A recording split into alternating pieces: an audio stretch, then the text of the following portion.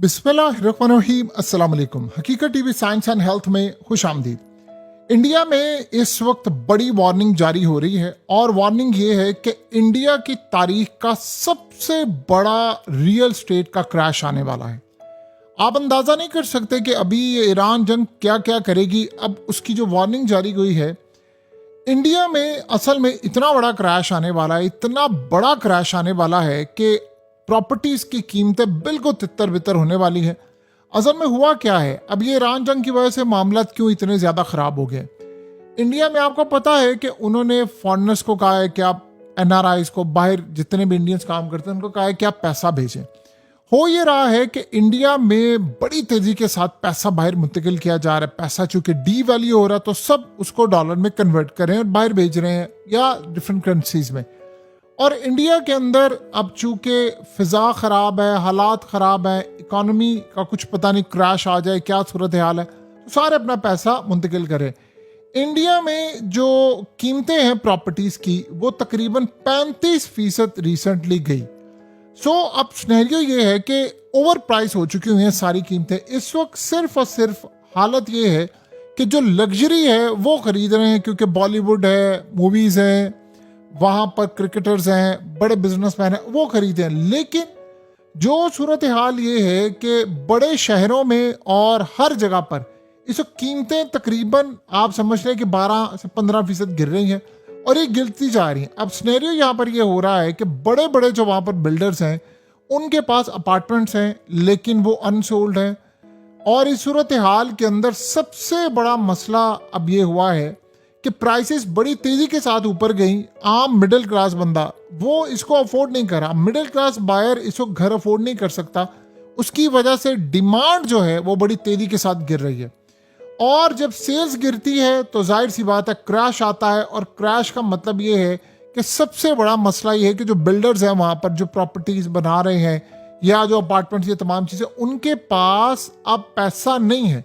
अब इतनी बड़ी तादाद में, जब हज़ारों की तादाद में अपार्टमेंट्स अनसोल्ड होंगे तो फिर जाहिर सी बात है डेवलपर्स क्या करते हैं, वो डिस्काउंट देने की कोशिश करते हैं और इस सूरत हाल में प्राइसेस गिर जाती हैं। अब मसला यहाँ सबसे ज़्यादा क्या आ रहा है, पहले होता ये था कि जो एनआरआईज थे, बाहर थे रहने वाले, वो इंडिया में करते थे इन्वेस्ट पैसा। अब इंडिया में वो पैसा इन्वेस्ट इसलिए नहीं कर रहे कि वो पैसा इन्वेस्ट करते, पैसा हो रहा है डी वैल्यू, बड़ी तेज़ी के साथ गिर रहा है। और फिर इंडिया के अंदर बहुत सारी चीज़ें मिल नहीं पा रही। इकोनॉमिक क्रैश इस वक्त सामने, बिल्कुल इकोनॉमिक स्लो डाउन है, जॉब्स जा रही हैं, सैलरी ग्रोथ नहीं हो पा रही, बहुत सारे मामलात हैं। तो सब ने किया क्या है कि सब अब क्रैश का इंतज़ार करें।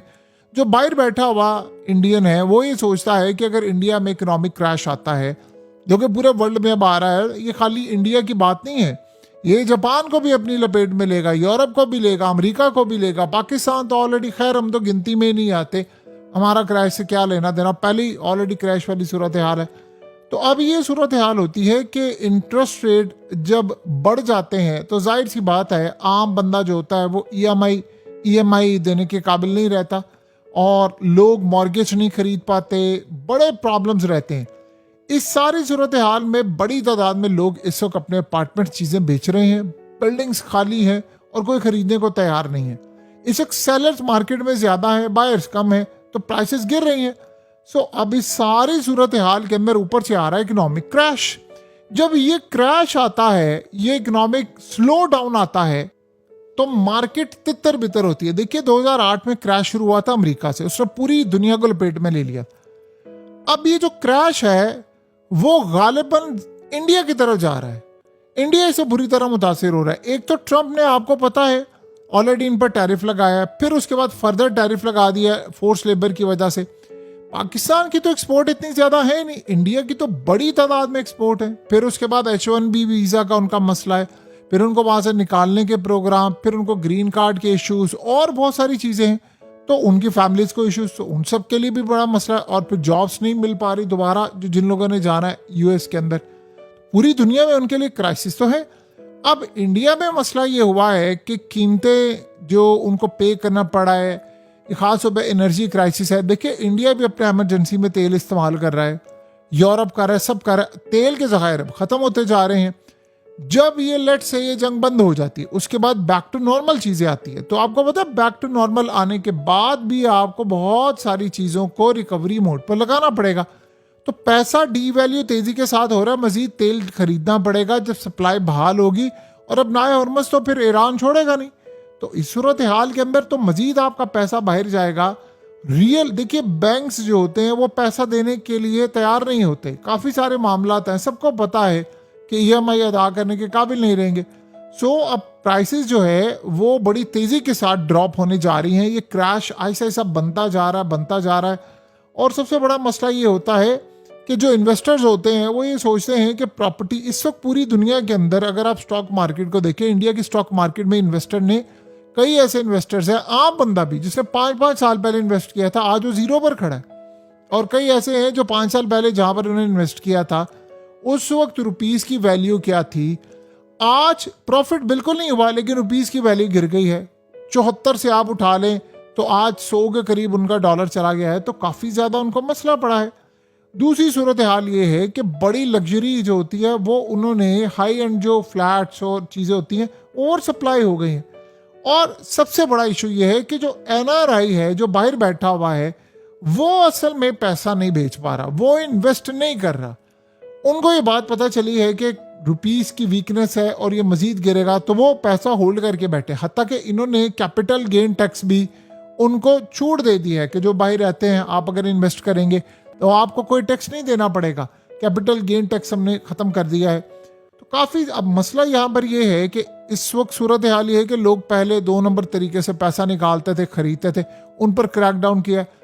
अब वो पैसा बाहर मुंतकिल कर रहे हैं। पहले वो पैसा गल्फ स्टेट में जाता था, अब वो पैसा सिंगापुर जा रहा है, वो हांगकांग जा रहा है, वो मलेशिया जा रहा है, वो इंडोनेशिया जा रहा है। तो पूरी दुनिया के अंदर अब सबसे बड़ा चैलेंज ये है कि पता नहीं चल पा रहा किसी को कि लॉकडाउन हो जाए, क्योंकि अब मोदी ने जिस तरह कहा कि आपने ट्रैवल नहीं करना, सोना नहीं खरीदना, ये नहीं करना, वो नहीं करना, दुनिया को ये लग रहा है पता हमें कुछ नहीं है, हो सकता है सुबह लॉकडाउन हो जाए, वर्ल्ड लॉकडाउन हो जाए। जो वर्ल्ड लॉकडाउन हो जाएगा तो पता नहीं चलेगा कि कौन क्या कर रहा है। तो ये भी तो एक बहुत बड़ा चैलेंज बना हुआ है, और इस चैलेंज में अब सारे ममालिक ऐसे ऐसे इसकी लपेट में आ रहे हैं। देखिए इंडिया ने कई ट्रिलियन रुपीस अपना गंवा दिया स्टॉक मार्केट में। अगर जो इंडिया बहुत बड़ा है, आज भी देखिए इंडिया के जो ज़खायर है वो तकरीबन 650 अरब डॉलर्स के रह गए। ये लोग बड़ी तादाद के अंदर डॉलर्स भी बेच रहे हैं ताकि रुपीस को बैलेंस करने के लिए। इन्होंने 12 अरब डॉलर का गोल्ड भी बेचा है, अगरचे वो डिनाई कर रहे हैं, लेकिन इदारे जो खड़े हैं ब्लूमबर्ग और बड़े लेवल के, वो कह रहे हैं वो अपनी स्टोरीज पर कायम है। और उसके अलावा बहुत सारे मामला था, और वो बाहर बैठे हुए लोगों को कह रहे हैं आप अपने मुल्क में इन्वेस्ट करें। असल में पिछले काफ़ी अरसे से इंडिया की जो फ़िज़ा है, एयर क्वालिटी इंडेक्स, वो बड़ी ख़राब है, स्मोग आ जाती है, रहने के काबिल नहीं है, लोग बीमार होते हैं, खड्डे हैं, काफ़ी ज़्यादा इश्यूज़ हैं। तो बहुत सारे लोगों के पास जिनके पास पैसा है वो बाहर मुंतकिल हो जाते हैं, नियर बाय कंट्रीज चले जाते हैं। पहले वो मिडिल ईस्ट जाते थे, मिडिल ईस्ट में खुद अब जंग छिड़ी हुई है, और फिलहाल जंग तो रुकी है, झड़पें होती रहती हैं, लेकिन ये बात किसी को नहीं पता कि कल जंग छिड़ जाए, परसों छिड़ जाए, हालात कल ख़राब हो जाए, परसों ख़राब हो जाए, तो किसी भी वक्त कुछ भी हो सकता है। अमेरिका के लिए ये भी एक बड़ा चैलेंज है कि इन्वेस्टर, अब सबसे बड़ा मसला ये है कि इस वक्त जब एक्सट्रीम फियर होता है मार्केट में तो सारे अपना पैसा होल्ड कर लेते हैं, कोई पैसा बेचने को तैयार नहीं। देखिए दुनिया में सबको इस वक्त डिस्ट्रेस डील चाहिए, सस्ती सस्ती चीज़ें चाहिए कि क्रैश हो रहा है, क्रैश में चूंकि सारे लोग बेचते हैं, तो जिनके पास पैसा वो होल्ड करके बैठे। अब इंडिया से बाहर जो लोग हैं वो पैसा होल्ड करके बैठे हुए हैं। क्यों होल्ड करके बैठे हैं? वो इसलिए होल्ड करके बैठे हैं कि मजीद क्रैश होगा, बड़ा क्रैश आएगा।